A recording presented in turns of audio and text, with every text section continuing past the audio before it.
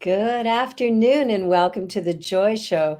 Joy is an acronym for just one you. And so we're exploring how to live that authentic life. And I love to have people on who I can interview and talk about their path, their journey, and how they found the work that they do and the things that they love.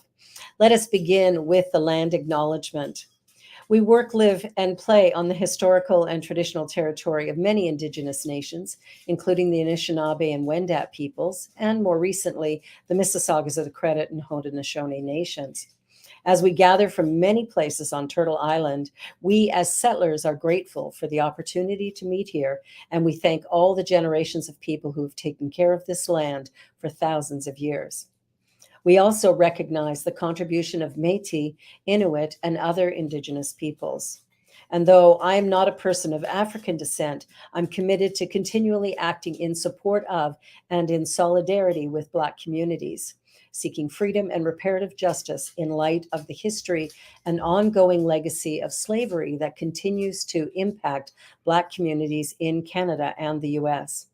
As part of this commitment, I would also like to acknowledge that not all people came to these lands as migrants and settlers. Specifically, I wish to acknowledge those of us who came here involuntarily, particularly brought to these lands as a result of the transatlantic slave trade and slavery. In support of our ongoing efforts to confront anti Black racism, we pay tribute to those ancestors of African origin and descent.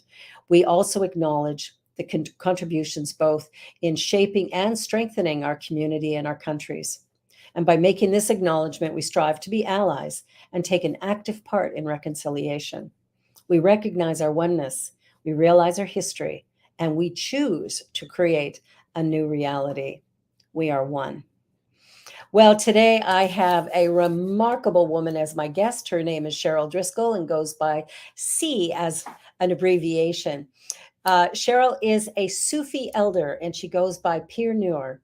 She is also a student of the Unity New Thought movement and the present communications and service coordinator out of Unity of Ottawa. She has a practice as an intuitive energy therapist and owns the Canadian School of Natural Therapies and Spiritual Development. She is the author of 5 books, and the 5th coming out this summer is called Oneness. It is a series of short spiritual stories to assist in unfolding consciousness. She loves living in the country with her spouse, 2 dogs, several hens, and even 2 rooster pals. How cool is that? She can't get enough of learning, reading, meditating, writing, woodworking, creating music, and just living and loving each moment. Help me welcome C. How are you, my dear? I'm good. Thank you for having me. Oh, I'm so glad you're here. So tell me a little bit about your path. There's so many things you're doing. There's so many things you're part of. Your life is so interesting. Tell me a little bit about how you got to where you are. Oh my goodness. How does anybody get where they are, right? Lots of experiences, Mhm.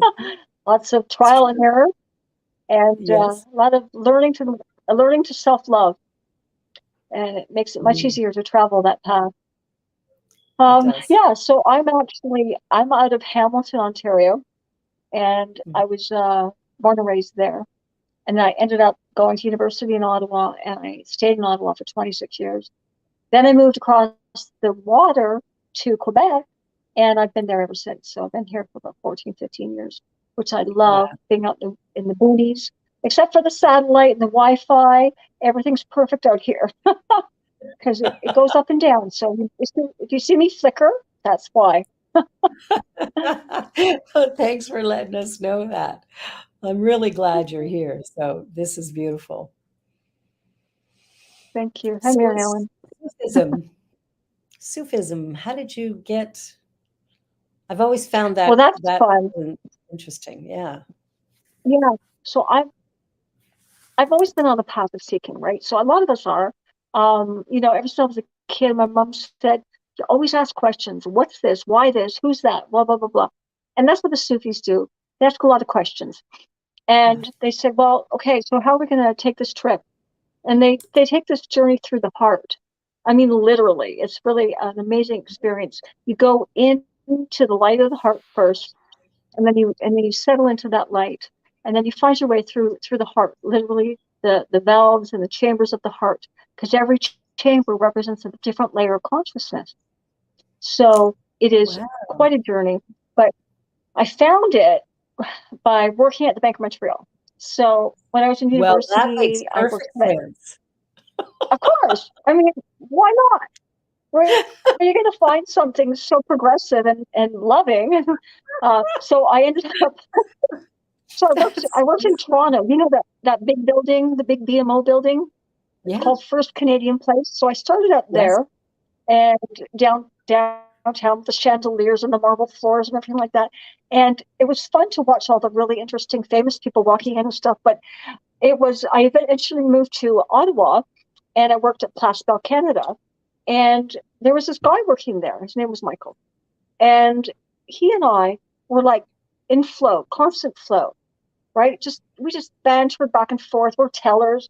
And people would literally wait in line just to come to our wicket because we would have so much fun with them. So Yeah. I don't know if our manager liked it, but the people liked it. So we would just talk and talk and talk. And we figured out we lived across the street from each other. So he Oh, shows that's up at cool. my house, my apartment, on the premise of I need some thread and a needle, right? Okay, so he comes into my apartment, and he starts talking to me, and he says to me, "Are you spiritual?" I said, "Yeah, absolutely." But I was Christian, and then I was doing some Buddhism and different things like that. And then he says to me, "Are you gay?" And I'm going, "Am I gay?" And at this moment, I'm literally bent over in my closet looking for needle and thread for him. Yeah. So it was pretty funny. I came out of the closet literally Literally. to this guy, Michael. I know, it was funny. And I said, "Well, how do you know?" He goes, "Well, we know our own kind." And so I went, "Oh, okay." So we're in natural flow together, me and Michael. And so Yeah. I wasn't doing really well where I was living with this person who wasn't treating me properly. So I moved in to his apartment. And so the two of us started discussing different things. It turns out he was meditating every morning, and he's coming out of this bedroom, and he looks like he's stoned. And I'm thinking, oh my God, I moved in with somebody who I don't know who he is, right? And then he sits me down and says, "Okay, listen, I'm not stoned. I'm just meditating." And I had not meditated a lot yet, but I went, "Oh, okay, so you can get to this place where you look really mellow and maybe your eyes are a little red." But anyways, so he starts showing me pictures of his teachers, and he starts talking to me about deep breathing and different things like that. And so I started picking up all of this methodology and the practices of the Sufi path. I had no idea. I mean, I didn't know. I never even heard the word. I'd heard of Buddhism and Hinduism and Taoism, but never Sufism. So he started teaching me. And as I was growing in it, so was he. And he eventually became a teacher. And he took on different names. And eventually he started teaching me more and more stuff.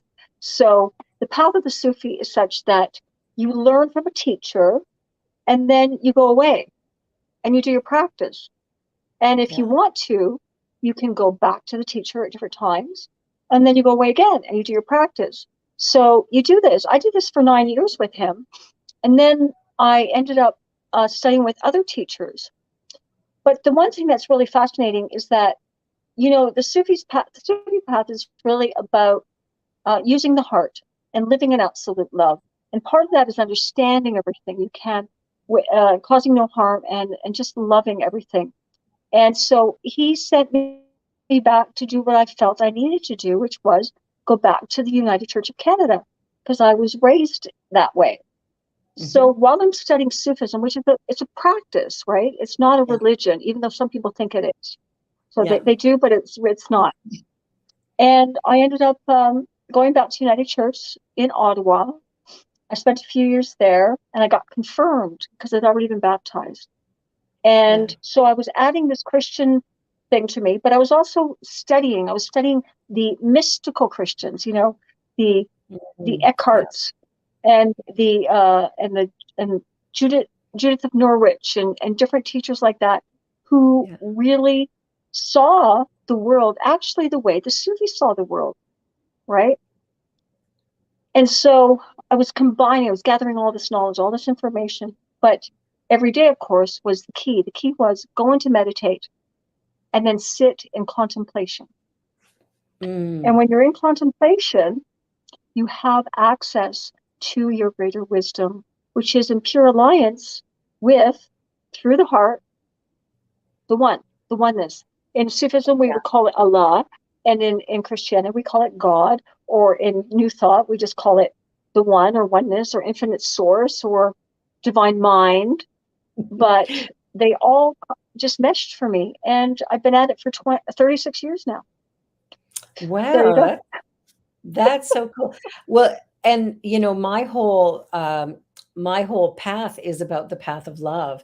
Even the tattoo on my chest is, the symbol for the path to enlightenment, and then the heart representing love. And all the work that I do Beautiful. is about inclusion, community, collaboration, bringing people together, because that energy of love is what heals everything, I believe. And so, oh, I It love does. that. I didn't realize Sufism was the practice. I'll have to Yeah. take that up, Yeah. add that to So, my repertoire. yeah, because Sufism, okay, so it comes from different areas of the world. So what happened was Sufis were the carpetbaggers. They were the people who would carry a bag over their shoulder and travel all over the world to gather information to sit with the greatest teachers. Right? They would sit with the greatest teachers and they would gather more of that love. And whenever they found something profound, they would sit there longer. And at one point, they actually sat at the feet of Muhammad. So these were beings, they were in India, they were in Africa, they were in the Middle East and Southeast Asia. And so they sat with Muhammad. And so Islam got connected to Sufism, right? Because Mhm. also they believed Muhammad was a great true teacher of love. So they sat with him. But Sufism actually existed before. So you'll see that there's a lot of people now. There's Christian Sufis, there's Buddhist Sufis, there's Jewish Sufis, there's all these different individuals and Hindu Sufis, people coming to follow the practical techniques, right, of the Sufis, because we become healers very quickly. You can't enter the heart without learning how to heal the body. It just happens like that. It's a Yeah, very natural outcome of this work because you're releasing the veils, what they call the veils of unawareness, around the yeah, heart through your practice, and it dissolves that which is in the way of natural order, natural flow with the oneness. So that is that. So we become healers a lot, and so I kind of fell into the path of doing healing work, and I'd never expected it. It was quite a shock to me to realize that I could just talk to people about things and suddenly they felt better. And yeah. but when you sit in that joy, when you sit in the one, and you've done your practice, your own energy can start the support of healing in others. And even though we use chants or we use zikrs to help people improve their health, we actually sometimes you just need to sit still and be in the space and hold space for others to unravel their own stuff. And so it is a wonderful experience. That's really cool. That's Yeah, really interesting. 'Cause of course, in New Thought, we're always talking about oneness, which, I mean, it's not new. It's age-old wisdom. It's been around forever, that idea that we are all connected. And so it makes perfect sense yeah, that if my mind is clear and we are together, that there is an energy happening that shifts. If you're ready, it will shift everything. That is yeah. very There's a cool. resonance, right? So Mhm. the oneness has a certain resonance when you can just release ego, need, and attachment. Be there, and I call it the oasis, that oasis of peace and love. When Yeah. you're in that space, and then you go up, maybe you go shopping, or maybe you go to church, or go to the synagogue, or wherever you're going, the temple, and suddenly people around you are going, wow, do I ever feel good in the presence of this person? You know? Yeah, And that's Cool. Hmm. I think we're headed there. I think that the new, the path we're headed, all of us, because all paths eventually lead to the one, right? Yeah. And the oneness, I think we're all going to go to that place where we cultivate relationships with the oneness through practices coming out of our traditions now, but we focus more on practice. If we don't focus enough on practice, then you really can't get there, right? It's not just going to spontaneously happen that you feel great. It has to be through your efforts, thought and action, and then you can unravel that which is in the way of your opening and surrendering to the oneness. Yeah, That's, I think that's something that isn't talked about enough when it comes to spiritual work is, people will attend a spiritual center or they'll read books that are uplifting. But if we're not doing the practice, we really don't evolve or change. We stay right where we are. And it might feel good while we're reading something exactly. inspirational, but too much reading and too little practice leads to nothingness. Right? Like we don't get where it is we Yeah, say we want to go in that. Oh, that's very cool. yeah. Now you also It's a have temporary high. go ahead. Sorry. I just said it's a temporary high and it's Yeah. not enough. No, it's not. And it's not going to last and it's not going to make a difference in our world.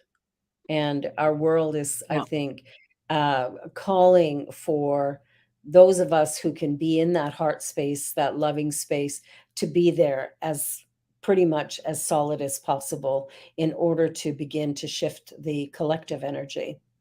It has to be done exactly. together, right? So Yeah. that's very cool. Now you have a school as well, your natural therapies. What was it called? Yeah. So it's called the Canadian School of Natural Therapies and Spiritual Yeah. Development. So Okay. it kind of started, so really interestingly, in 2006, I heard a message from the oneness, which Yeah. was from my higher wisdom in connection, in alignment with the one. I heard, you're going to start a school. And I went, okay. And I went, okay, whatever. I hear all sorts of things. And then I went, okay, so I got on with my life. And then into the year, I heard it again. You're going to start a school. I said, okay. What kind of school? Talk to me. So then I heard study intuition. I said, okay, I can do that because I'm already intuitive. I'm going to start adding more intuition awareness to my life. So I started studying. I just studied with the Edgar Cayce Institute. And I Mhm. also did my own practices and my own awareness work. And Yeah. it came really fast, like bang, because I already had this ability, but I wanted to refine it. So I thought, okay, maybe the school will be intuitive. I don't know. So I went along this journey. I taught a class. And I had 14 women in my class for intuitive development in Ottawa. And so it was a Yeah. riot. We had a blast. And then in 2011, I mean, this is years, okay? And I heard, oh, now talk about that school you're going to start. I went, what? I said, okay, so I'll talk about the school. So I started talking. I said, yeah, I'm going to start a school. I don't really know what it is yet, but I'm going to start it. And apparently I'm going to, and I'm going to be told what it is. So I That's started great. talking about it. And so it just happened, I mentioned it to a woman who I'd helped a lot in my work, and her husband. I helped them a lot, and he was feeling great. And she found a tumor, and she went and had that tumor removed. And she came to me and she says, listen, I want to help you with your school. And I want to help you share what you do because, it's really helped me and my family. I said, Yeah. well, what do you have in mind? So she says, well, I want to talk. I'm going to give you some money. I said, wow, that's huge. A huge investment. Thank you so much for trusting me. And she did. She gave me 20 grand. And that started I hired people to help me with the development of the web. I hired people to help me uh, with additional courses I was going to need, because to me, I don't just do anything small. I have to do something big, right? I have to make sure that if I'm going to teach, it's not just me. People hear other good teachers. So I started Exactly. adding courses from other good teachers, and I hired people around the country to write courses.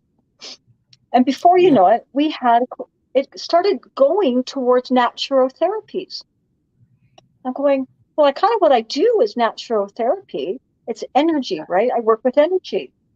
So in our culture, we don't want to talk about energy. We don't want to talk about things that you can't see. So we call it naturotherapy, you know? So Power of words. I know. So before you know it, I had multiple teachers and I had I had an online classroom. And then it came to me, you need to give diplomas and you need to have it accredited. So, I mean, this is all being taught to me as I'm doing this work, this unfolding. And so I found an accreditor. I found what I had to do. I got more courses and I got a trademark. And now we teach registered integrative natural therapies, RIN. So people who graduate from the school get their RIN. And I'm going, how did that happen? I started in 2006 with an idea, 2011 with a whisper. In 2012, I was developing a school. There it is right there. And we teach Reiki, we teach other energy therapies, and we teach intuitive development. So you can Wow. get your RIN in any of those categories. Yeah. And we also work with animals, not just people. Hmm. And it's been fabulous. It's been a great journey. Wow. 10 years April, 10 years anniversary. Yeah. Well, it's interesting when you listen to the guidance that comes, Yeah. how it then will move you forward in ways you didn't expect. Well, and ways you never thought you could. Like, who am I? Right. Yeah. So I was just this little Sufi trying to live and engage in life and be present. And this So, is life-giving work. yes, no, this it's helped a lot of people. And Yeah. we always get a lot of good feedback, and a lot of people have been benefiting from this journey. I'm very happy for that. And Nice. I'm moving out of it though. I'm moving into Unity because that's my next guidance. So I'm going to be selling the school and I'm going to be moving into becoming a minister of Unity because I feel driven to be educated more in the Unity community. Yeah. Like I said, it's a lot like the Sufi path in terms of its awareness. Mhm. Um, but I'm going to be studying to be a minister in September, I hope. Cross your fingers. I'm just going to be finishing up the interviews in March. Yeah, there you go. There's Unity of We'll be there. Ottawa, where I work. I actually work with them as well.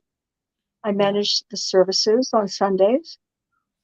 So, yeah, and I think I've told you already that my spouse and I are developing our own business coming up, and it's going to be a corporation that focuses on unfolding consciousness. So, and in that purview of unfolding consciousness, we're going to do publishing of Canadian spiritual authors. We're going to do projects that we don't know what they'll be. It could be in the community that we do something. And then we're going to offer education. We're going to offer courses and different training platforms for people to unfold into the greater consciousness because it's all there. Yeah. Everything's there. You just have Yeah. to unfold and get rid of some of those layers of darkness that stop you from seeing what's right in front of you and Yeah. elevating yourself. Yeah, I think, we've been limited through, our parents, the media, school, all of these things sort of put ideas in our head about what we should do or shouldn't do, what's right, what's wrong, what's good, what's bad, all of this kind of stuff. And I think that's part of that unpackaging is a lot of what we believe about life isn't even our beliefs. It's stuff that we were given by well-meaning people.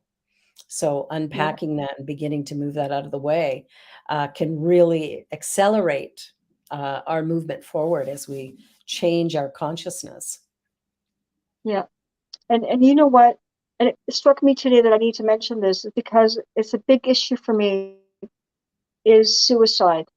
And Mhm. there's been a lot of, I've seen too much. And Yeah. I was suicidal at 15. So 15 Mhm. because I was coming out and to Yeah. myself, and nobody around me was open to gay people. And it was the Yeah. 70s, no, early 80s.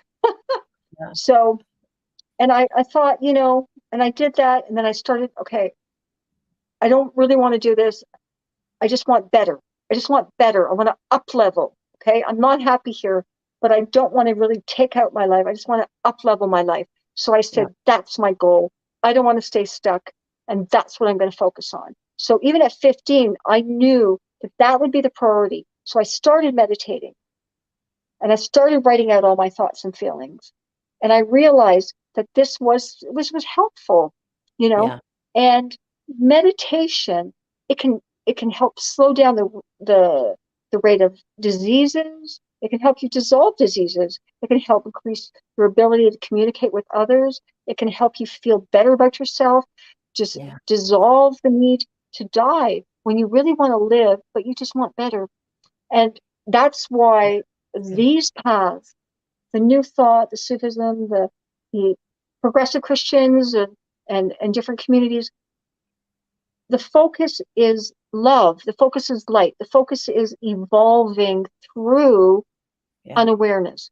We want to get through the layer. And when you feel that overwhelmed, just sit with it. Don't try to figure everything out in the moment. Just allow yourself to be present and Yeah. acknowledge that that's one layer. It's one layer of thinking, it's one layer of stuckness. There's more on the other side. We can't be afraid to face it and get through that wall because too many people get afraid of the wall. Yeah. And it scares me for them. Mhm. And I think too there's depending on the age of a person as well, there's especially with younger people, I think it's probably more predominant that if this is what life is, then I'm done. Like they're not seeing it as a temporary condition that really only needs some sort of temporary or some immediate attention that will allow it to shift and move and doesn't need anything as extreme as suicide. I have a brother who committed Exactly. suicide. I was suicidal for many, many years of my life. And the energy that it took to stop that was fascinating because I had a I had a stranger phone me up one day. It was the last time I was actually had put a plan in place to take my life, and I'm getting ready to leave the house. Everything's figured out. My kids are looked after. All is well. And this woman that I don't know phones me up. She sat behind me at church, and she phoned me up and she goes, "I don't know why I'm phoning you, but you've been on Wow. my mind and I can't get you off." And I go, "Well, I've got to go out. I've got something to do." And she's like, "Well, we need to talk for a little bit because there's this, I need to talk to you and I don't know why."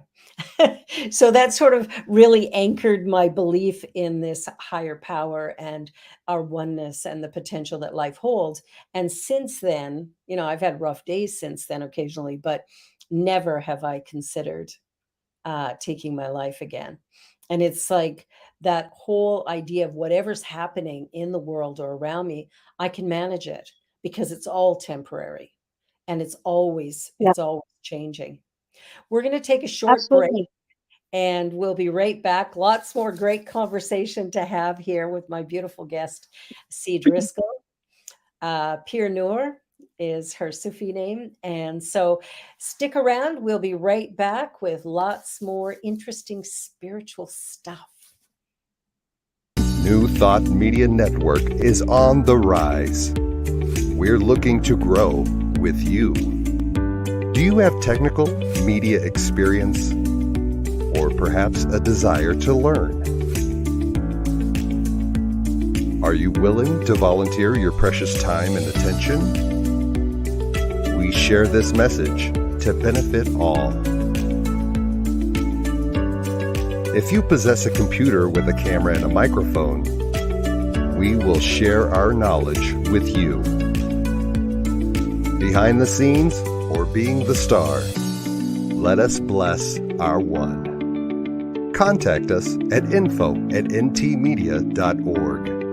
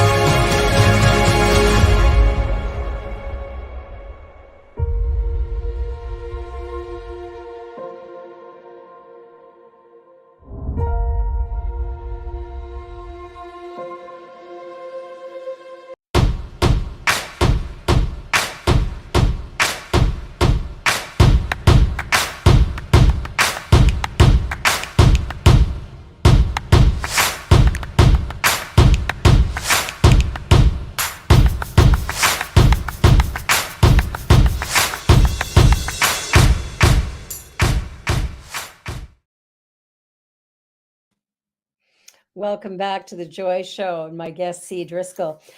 All right, so we've been talking about all of these amazing things that you're doing. It's incredible to me. Now, you are also an author. You've written a bunch of books. Yep. You were talking Yep. about my energy earlier. I don't know, girl. you, you seem to have lots. Yeah. And you know, I did a lot of that. Well, I had chronic fatigue, so I had to overcome the chronic fatigue that I was going through for years. I started it in my late teens and it lasted all through my 20s and early 30s. So yeah, those are a couple of the books. And that second one is really a fun book. That's a 52-week program in how to develop your intuition. And I see intuition as a way to awaken. So if you listen, you will be guided in how to wake up and how to find your own realization. So if you don't feel like, you know, you're someone who belongs in a group or something, you can sit and listen to the inner wisdom and start to develop a conversation with your greater wisdom and learn all the steps you need to truly wake up. So it's a journey. So that was a fun book to write, I'll tell you. Yeah. And the first one was about Reiki for kids. Yeah. Oh, And I then, love that. yeah. And then that one there, the Be in Your Heart book, the top one there, Be in Your Heart, be that change. So, you know, Gandhi was a Satyagrahi, and I took on that path for a while, living the path of peace, being so that you cannot feel any anger or hurt, so that when you are present to people, they will not be inspired to hurt you or in any way. So, and Martin Luther King took that on too. So he said, we can't march today because he could feel something was coming. He could feel the anger of the people. And that when you're out of flow, that's when the beginning, it can lead to violence. It can lead to more anger. So you have to be in flow. So when I wrote that book, it was about, well, how do I get into flow? So I teach, be in the heart, be that change, and that change is what's going to bring you into that peace. It's a very easy book, and it's the type of thing you can put in your purse, carry it wherever you go, and just take a few pages and really feel, because that book was written in a state of profound consciousness. It didn't have to think about it. It just flowed through me, and every page was another flow and another flow. I've had friends and other people say to me, when they pick up that book, they feel their self vibrating, and they actually feel happiness and joy starting as they go through the book, because it's a book created in that space of love. And the words are written to vibrate and to help us harmonize. So that's a fun one. Wow, awesome. And the one below that? Well, that's the guide to resilience. So along the way, I also had I had other parts of my life, and I had panic attacks all the time. And I would have 1, 2, 5, 10 a day, to the point where I was in university and I could barely function anymore. So I ended up, after university, I crashed. I couldn't function. I was completely exhausted. So it turns out it was autoimmune problems that led me to panic, right? So they labeled it a panic disorder. So because the doctors didn't know what they were talking about at the time, Yeah. because autoimmune problems were not a big thing back then in the 90s. So I got the label panic disorder. And really what it was my body was overwhelmed by the inflammation in the body. And I also had low thyroid, anemia, and a hugely, massively rageful gallbladder. So the gallbladder disease alone was making me nauseous and weak every day. And it was undiagnosed because the doctor said, well, you're a young woman. I was skinny at the time. There's all this generalizations around gallbladder disease. And I had it, and I had it bad. So because I didn't get the help of the community, I ended up carrying that disease for 30 years. And to the point where I almost died, because it opened up and the gallstones got stuck in parts of my organs and led me to pancreatitis. And I had blood coming out of my body. And they had to go down my throat and grab all those gallstones that got. So that's what happens when you don't, the label of panic disorder led me to ignore the other risks that I was actually having. So let's just say that the one good thing out of all of this is I developed resilience. I developed the capacity to manage anything.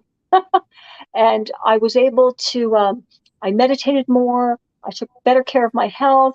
I focused on my writing and my contemplation. And by the time I was done, I was this incredibly peaceful person with a gallbladder disease that I need to fix. And I still have the occasional inflammatory experience.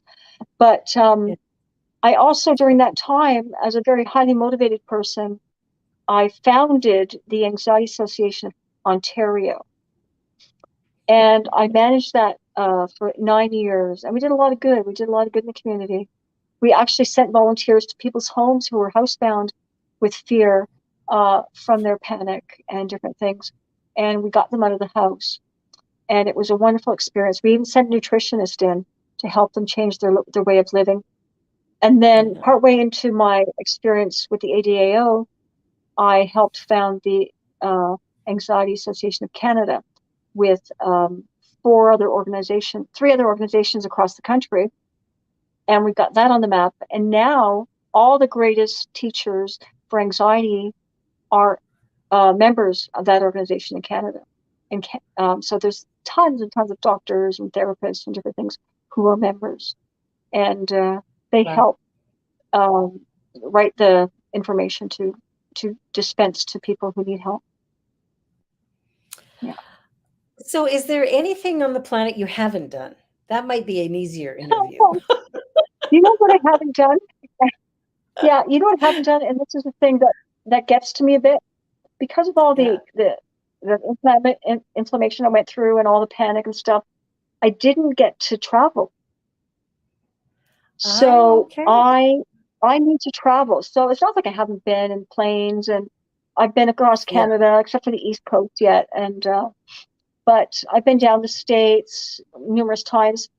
And my partner and I just we take little trips. We go to Gananoque for lunch, and Kingston for dinner, and and different places, Montreal, and you name it. We just go places, but I haven't crossed the ocean. And I think that's a terror that I still have to work on, because I don't like the idea of 6 or 7 hours in a plane, because I'm thinking that my trip to Toronto is 50 minutes. That's enough. I'm happy. Exactly. But I don't want to be in a 6-hour plane ride yet. I'm not ready. I'm working on it. Working on getting there. Yeah. Well, yeah. it's interesting. I'm heading to Italy. Yeah. Ah, yes, that'll be lovely. It's interesting because when we travel overseas, it really does change. I mean, I've only been once. I went to Paris, and but it was so different than what I'm accustomed to. The food was so good. The best food I've ever eaten. Um, oh I my love gosh. it. I could go back there just to eat. Um, I'm not sure how that would fit with my vegan diet.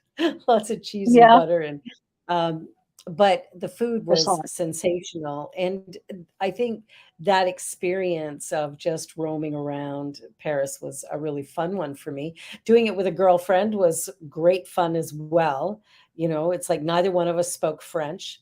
We had a little bit that we could, kind of, I could find my way around the subway. For some reason, I could read the signs, probably from my school days of French. But, when it comes, needed mascara because I'd forgotten mine at home. I could not get the guy in the store to understand what I wanted. He may have been choosing to ignore me, but because I'm sure Yeah, me going, it happens. but Yeah. it was Who great knew? fun. Yeah. Yeah. I Oh, had that's no good. idea. Yeah. But I think travel Well, like that is so important because we see other ways of living and eating and speaking, and it does help to expand our horizons a bit. it makes a difference. And I know I belong in Italy for a while. I know I belong in France. I know I belong in England. And my grandfather was born in England, and I have another great, great, great from Scotland, and a great, great from Wales. And my grandmother was Norwegian, and we got another grandmother who was Swedish. So I got to do Europe, and You I do. and I You would do really need like to do it. I'd like to do it while I have some money, so that I don't have to worry about coming home for 3 to 6 months. That would be my Yeah. dream. I I think should that's put a that good on my one. masterminding list. I think Yeah, it's time. I think it's time. And when you think about yeah, the things that you do and what you understand about the world and life and consciousness and stuff, I think expanding our horizons really does make a big difference because it's up to us. Like if this world is going to become all that it could be, it requires all of us to participate. There has to yeah, be a conscious effort to do something differently than what we've done before. And absolutely. travel's part And of it. there leads into one of my favorite topics today, Harry and Meghan. Yeah. Now let me explain. Harry Now, and Meghan. Okay, here we go. yeah, and the reason is I have absolute respect for that couple, and let me tell you why. Because things have to change. Things have to change in the Commonwealth countries, because Yes. the very fact that racism has been allowed in the media constantly since Yeah. Meghan went over to marry this beautiful man, the fact that nobody said no, nobody said that's inappropriate. All they did was criticize, and they continue to criticize this couple's need to be treated with respect. Now, Yeah. if I were the king, I would say what's most important is my family. Because when I show the Commonwealth people how well I treat my family, how much I love them, how much I'm capable of hearing their need to be heard. Yeah. If I, as the king, heard my family and honored them by saying it is time that we get racism out of the media in our country, and it's time you show my daughter-in-law the respect she deserves. And when that happens, people will want him as king. But while he dismisses and ignores all of it, nobody Yeah. in the Commonwealth countries is going to step it up to support him, because racism is at the core of the wealth of the original monarchs. And so he's got to switch it up. So I hope I somebody agree. gets this over to him to hear this. Yeah. And I think Good, they're good. doing the right thing. Yeah. Yeah. Yeah, I've So, followed them a bit. I've you never know, followed any of the monarchs, but I followed a lot of information about them. I was quite intrigued by what they're doing and how they're doing it, and watch different interviews and stuff. I know there's a series or there's a show on Netflix. I haven't watched that yet, but I think I when King Charles got the king, I was saddened by that because I've never felt that he was that type of a leader. Um, yeah. Well, he's going to have to he, step it up if he wants to keep it. yeah, Yeah. yeah. I And think he it can. should have gone to his sons. Yeah. Yeah. You know what? He needs to hire me as a consultant. Oh, okay. Let's send him the link to this video. And okay, King, here's what you got to do. Absolutely. Hire C. Okay, that needs to Absolutely. be He's part of got your master plan. old folks. Get rid of his consultants. They're ruining his life. They're ruining his children's lives. And you know what the thing is? Every young person needs to be heard, especially by their parents. Yes, And if you don't yes. hear them and you deny them Hmm. at a national and international level, they have the right to be heard at a national and international level. And that's what they're doing. They're writing their Absolutely. books, they're telling the story. They're not trying to blacklist anybody, but they are very clear. Here's the damage, and here's what Here's needs to what's going change. on. Here's the And harm. I think, yeah, they better listen because they're going to lose their monarchy. You got to be a I love person it. of the people. You got to Yeah. be a person of the people Anyways, for sure. I was yeah, reading a new book by Michelle Obama, uh, yes, The Light Within or something. I can't remember the title of it. I'm in the middle of reading it and I can't remember the title of it. okay, But she was talking about, and I love this, a friend of hers, when he wakes up in the morning, the first thing he does is he runs into the bathroom and goes, "Hey, buddy," and greets himself with absolute gladness. And she said, well, that's nice. she talked about if we would greet our children every time they enter the room with absolute gladness, like you have value, you spark my life, you mean something to me. Imagine the change in the consciousness of our children and in Mm. ourselves and in the collective. So, King Charles, you need to greet your children with absolute joy and gladness. Good for you. Michelle Yeah. Obama's an interesting woman. Oh, she's brilliant. I love her. I read her first book. I Yes. haven't got the second one yet, but I Oh, love this her. book is Yeah. so good. My husband bought it for me. It's so good. And I think what I love is, the way she compares, how she was raised, where she was raised with people who were raised differently, and then how all of that has come together to make her the person that she is today, what she learned from her Yeah. parents, um, the fact that she's been allowed to make choices. In the book, she talks about uh, when when her husband decided that or talked about running for president, and he gave her the choice. He said, I'm thinking of doing this, but I want you to make the decision because it would impact the family at such a level that it had to be a collaborative thing. And she said it was a very fearful moment to sit back and go, like, everything's going to change, and are we ready for that? But then Yeah. on the other side Yeah. of it is, do I want young Black girls to see this type of power? Do we want to see that we can do this, we can be anything? And here we are in Black History Month, so this is great. We're going along in a It is new conversation absolutely here. wonderful. Yeah, but I Yeah. think, And, what she has to say is so good. oh yeah, Yeah, go ahead. for sure. She's brilliant. I'm just going to say that I just took a DEI training. Mhm, So just diversity, equity, and inclusion training using the mhm. book Conversations with a Black Man. And Oh, I've everybody read should that. read this. It's a wonderful book. So as I was reading it, and I mentioned to the group, I said, you know that in the United States, more people, the group of people graduating from university or college more than anybody else are Black women.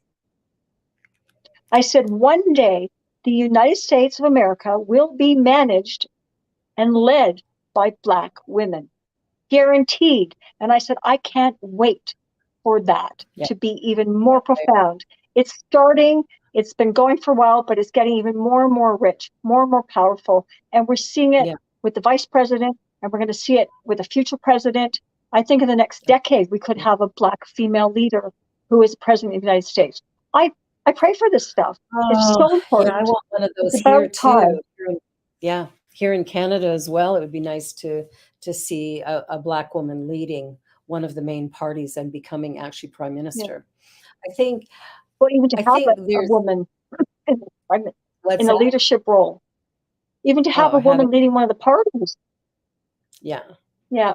Yeah, I was kind of disappointed when with the Green Party that the woman who was running in downtown Toronto didn't get elected. And I think, I really like her. I can't remember her name offhand now, but she is a powerhouse, and I think she would do great, great things. She ran in the wrong riding, I think.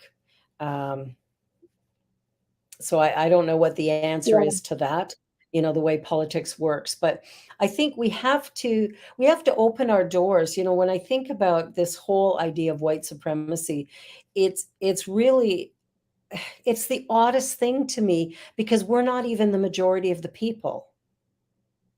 No, When you look at the no, but we world, just kind of want to Christianity, take over. yeah, Christianity isn't the norm. English isn't the norm, and white is not the norm. And yet this is where No, the power is. for now. We need to It interrupt will be that for now. taken away. It Yeah. will be taken away. I guarantee it. I just, Yeah, absolutely. yeah. Well, I But it serve will dissolve. on yeah. It takes each one of us, being allies or standing up and doing something. I'm on the board of directors of Toronto PWA Foundation, which is people living with AIDS, and all the support that we Mhm. offer them. And we are doing some really remarkable work as a board. We have a very diverse board. We've got, I think, every box checked. Um, and we are dismantling anti Indigenous, anti Black racism at the governance level and into the main staff, and then below that. And also the whole concept of the colonialism, the way things have been layered and created to create that separation. So I'm excited about the work that we're doing, and it may very well be a remarkable model that can then be replicated in other organizations, and maybe at a governance level. Like, I would love that. I'd love to see that. Because, we're really excited. even now, oh, good. As you fill out forms, as you get ready to open your career, people ask you questions. They say, "What is your gender?" They say, "What is your race?" And I'm thinking, what does it matter? Like, why are you asking me this? Just to fill some statistic from your patriarchal view of what reality is? Like, stop Yeah, it. You don't need to do those. Those I agree. questions are irrelevant at this point. So, I even did it Yeah, on my recent application. I wrote in my recent application, I don't need to answer this question, good you for know? you. Because Yeah. that's where the change will come. I do a show on New Thought Media Network, the first Friday of the month, called The Good News, and I'm doing it tonight actually. And I'm going through news stories, looking for good news stories. And Finland has just passed a law that transgender people can actually do their transition without being sterilized or having to go Oh, through a oh, whole bunch of I know, I'm looking at the story going, wow. "You you were doing what?" Like, in order for a trans person to do the surgeries and stuff, they would have to go through the psychiatric assessments and sterilization, and they've overturned that law, so I'm going, "Yay." Like, I'm dumbfounded Wow. by some of the archaic ways we try to control people's lives that we don't know. We have no idea Yeah. of them. And I have a number of transgender friends and stuff, and I'm like, that just, thinking that you can't be who you are, that it's not okay to be who you are, that is just wrong on so many levels. Well, it breaks you, doesn't it? It does. It does. I It makes you don't stop. understand it. Well, Michelle Obama talked about when she went to Princeton, like she was like the only Black woman. Like she would look around and finding another Black person was like really difficult. And a Black woman also was really difficult to find. And so, she said, mainly it was white men. And so that was a whole new thing trying to, fit in. Plus, she's almost 6 foot tall. So she stands out anyway, right? I didn't realize she was that tall. But Wow, so yeah. yeah, she's 5'11". And it's like, just going through all of the different things of, she just talks in there so authentically about, what she would have to do inside herself in order to just cross the campus. And it's like, we That's don't, not a good thing. as a white person, we don't know this. We haven't No. experienced this. I mean, as a woman, I've experienced abuse from men, but not to this degree or this level. So it's Mm. fascinating to watch. Life is changing, see? It's changing. Well, it is. And fortunately, her daughters are going to have a far better experience. 30 years later, we are evolving. And that's the gift. We We are. are evolving. And We are. that's important, It you is. know, and So we have to final continue words? to trust that. Yeah. Final words before we close? I would say, and we didn't get a chance to go into this, but you talk about joy, right? That's what this is about. And for me, joy is presence. Yes. And that's how I get to love myself. That's how I get to feel this evolving joy through me to give to others. And also just to be with that joy and in the oneness. And that will evolve joy for you, right? You just have to be allowing yourself that time and energy to be still. And that will come through you. It's a consequence of presence and self-love. So, It really is. for It me. really is.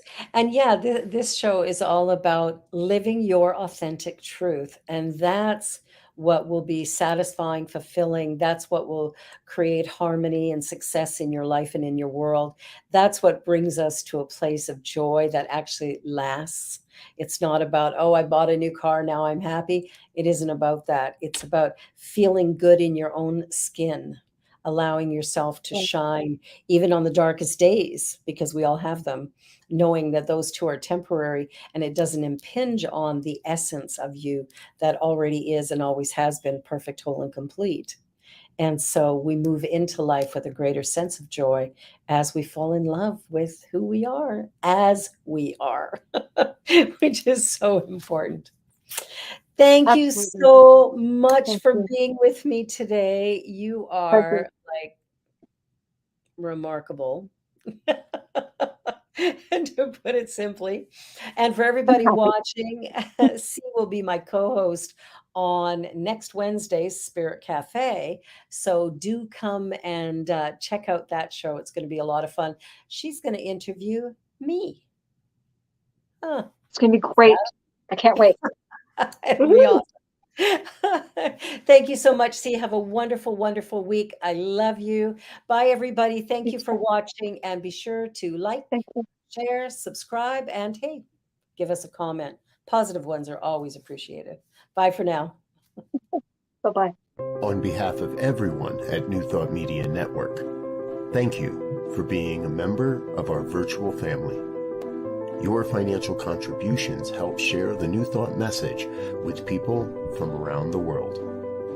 Please visit and contribute at www.ntmedia.org/donate. New Thought Media Network, come be you. And please like, share, and subscribe.